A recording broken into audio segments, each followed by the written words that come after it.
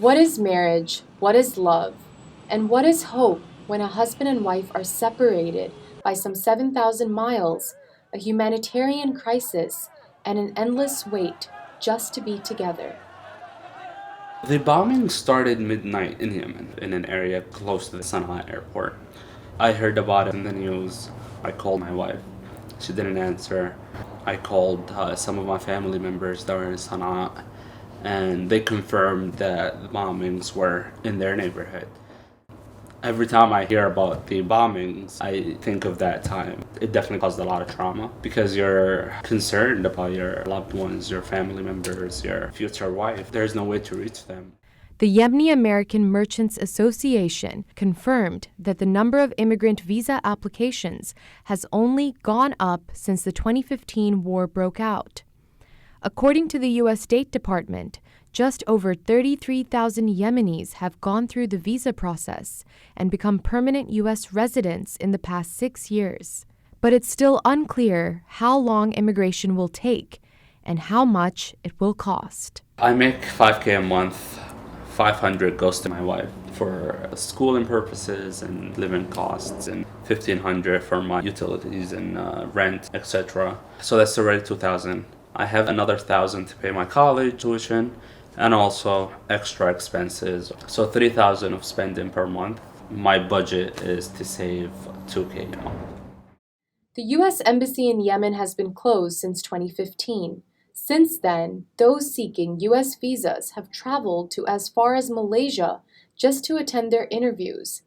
To send his wife to Egypt, Badr is expecting to spend at least $50,000 for the whole process. That's 80% of his yearly salary. 2,000 could just easily go to her flight tickets to travel. Aside from her stay in the new country, her rent, her expenses there, living costs. So it's definitely not enough. And I am not expecting, honestly, to save enough.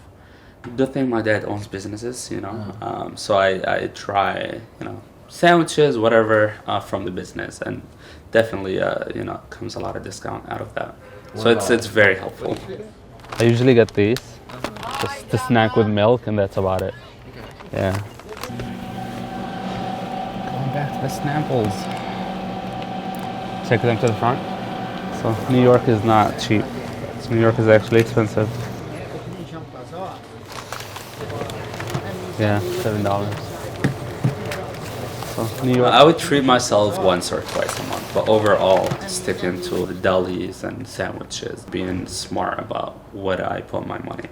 I've done some research about Egypt. I'll need at least $1,500 a month for her expenses in Egypt, between apartment and living costs, food, etc. We never know for how long she's going to be there. At some point, I know I'll have to travel there. For the rest of the process, I won't have a source of income. I guess loans are going to be my only option. It's an amount he can't afford, but he's desperate to reunite with his wife in New York and rebuild their lives here, just like his own parents did with him a decade ago. So this park, it's the first park my family was introduced to when we moved to this neighborhood. It's a spot that will forever cherish, hopefully in the near future. When we do have family, then to be able to bring them here and tell them about the significance of this place and have them build memories here, it's definitely something that I look forward to and can't wait. So we are in Brooklyn Bridge. This is where one of my dreams with my wife is to be. Every time I think about this, I think about the weather, I think about the outfits, I think about where we're gonna walk. It's gonna be a journey and I can't wait to experience it. Every bright situation you think of, usually it takes you back to thinking about the visa and the process and the timing of it all. Badr's older brother Amjad applied for his wife to join him in the U.S. in 2014. Almost 8 years have gone by, and they have yet to hear back from the State Department to schedule an interview. Badr said the wait is just one of many things that worry him, but there's nothing he can do. We were in a long distance relationship for so long, and I spent only 5 months with her. If there is the question about the legitimacy of my relationship, how would I prove it?